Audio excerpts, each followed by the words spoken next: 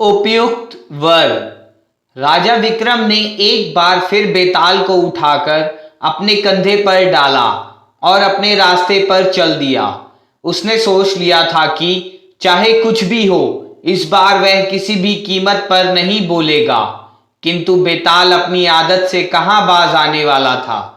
थोड़ा ही सफर तय हुआ था कि वह बोल उठा, विक्रम, क्या इतना लंबा रास्ता हम यूं ही खामोशी से तय कर लेंगे? विक्रम खामोश रहा। उसे मालूम था कि यदि मैं बोला तो ये चला जाएगा।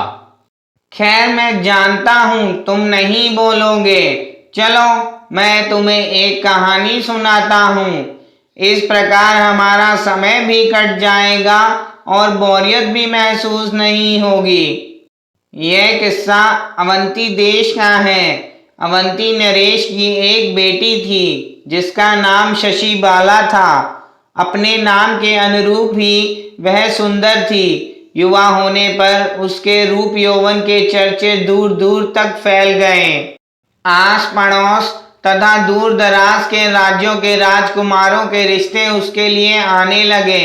उसके पिता ने इन रिश्तों को पाकर जहां अत्यंत प्रसन्न थे, वहीं स्तब्ध भी थे कि किस रिश्ते को स्वीकार करें और किसे नहीं। जब संदेशों का कोई माकूल उत्तर नहीं मिला तो राजकुमार स्वयं अवंती प्रदेश में आने लगे। वे राजा के सम्मुख अपने गुणों की चर्चा करते और राजकुमारी का हाथ मांगते। एक दिन की बात है, अवंती के राजा अपने दरबार में बैठे थे। तभी खबर आई कि चोल देश के राजकुमार उनसे मिलना चाहते हैं। राजा ने तत्काल आदर पूर्वक चोल देश के राजकुमार को दरबार में बुलाया। सम्मान पूर्ण स्थान देने के बाद आने का कारण पूछा। राजकुमार ने राजकुमारी शशि से अपने विवाह की इच्छा प्रकट की। उन दिनों चोल राज्य काफी नामी था, बड़ा ही उन्नत और शक्तिशाली था। राजकुमार को इस प्रकार अनुरोध करते देख अवंती नरेश असमंजस में पड़ गए। ना इनकार करने की सूरत थी, ना स्वीकार करने की। राजकुमार, आप हमारे अतिथि भवन में निवास करें। हम राजकुमारी से राय लेकर अपना निर्णय देंगे। वैसे आपकी विशेषता क्या है? इस पर चोल राजकुमार ने कहा, महाराज, मैं धनुर्विद्या में पारंगत हूँ। शब्द भेदी बाण चला सकता हूँ। मेरा निशाना कभी नहीं चूकता। श्रद्धा से सिर नवाकर चोल कुमार ने कहा, ठीक है पुत्र, हम राजकुमारी से विचार विमर्श करके तभी आपको कोई निर्णय सुना पाएंगे। चोल राजकुमार को अतिथि भवन में सम्मान पूर्वक ठहरा दिया गया। इसके बाद तो राजकुमारी से विवाह करने के इच्छुक राजकुमारों का तांता लगने लगा। एक के बाद एक राजकुमार आकर प्रणय निवेदन करने लगे। वैशाली का राजकुमार आया। राजा ने पूछा, तुम्हारी योग्यता क्या है? राजकुमार बोला, राजन, मेरे बराबर उत्तम कपड़ा कोई तैयार नहीं कर सकता।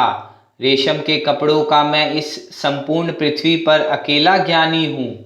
उसने अवंती नरेश को ऐसा सुंदर रेशमी वस्त्र उपहार में दिया कि देखने वाले उसकी चमक दमक देखकर चकरा गए। वह वस्त्र राजकुमारी के पास भेज दिया गया और राजकुमार को सम्मान पूर्वक अतिथि भवन में ठहरा दिया गया।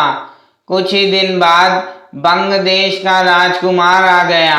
उसने भी राजकुमारी से विवाह करने की इच्छा प्रकट की। अपनी योग्यता के बारे में उसने बतलाया कि वह उच्च कोटि का विद्वान है। संपूर्ण वेद, पुराण और गीता उसको कंठस्थ है।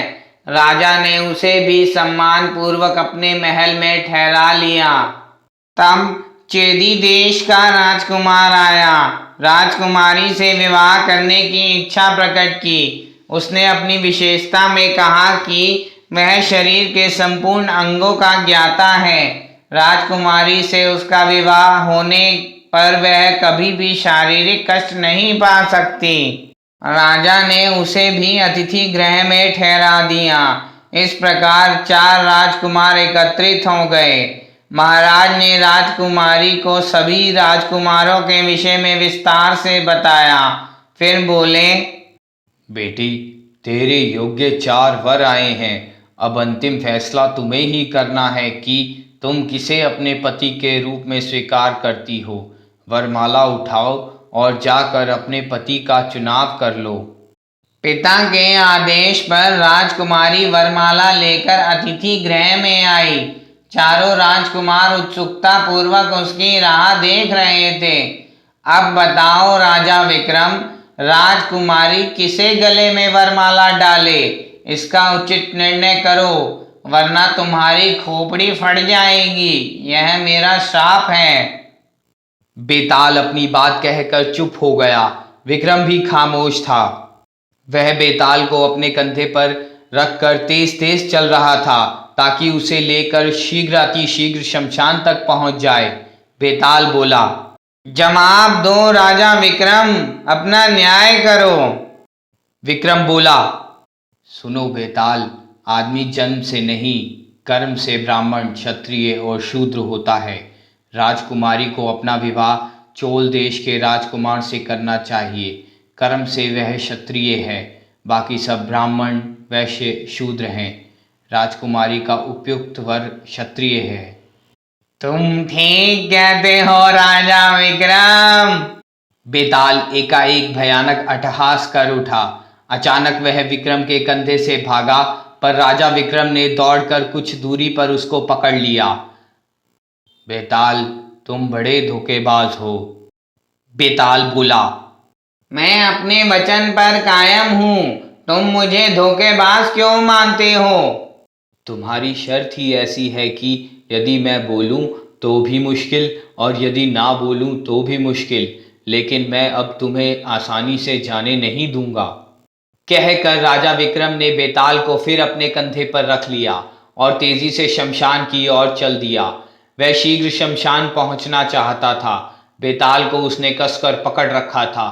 कुछ आगे जाने पर बेताल बोला, विक्रम, कर्म से आदमी ब्राह्मण, क्षत्रिय, वैश्य होता है।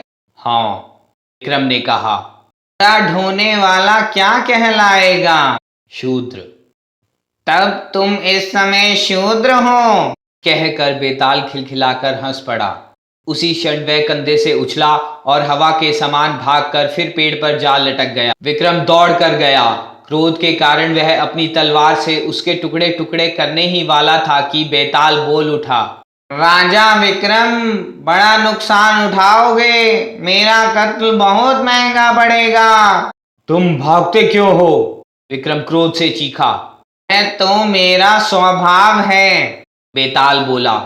विक्रम ने उसे फिर कंधे पर लटका लिया, मजबूती से पकड़कर ले चला। रात का सन्नाटा और गहरा हो गया था। सब ओर से साएं साएं की ध्वनियां आ रही थी। विक्रम तेज तेज चल रहा था। बेताल कंधे पर लटका मुस्कुरा रहा था।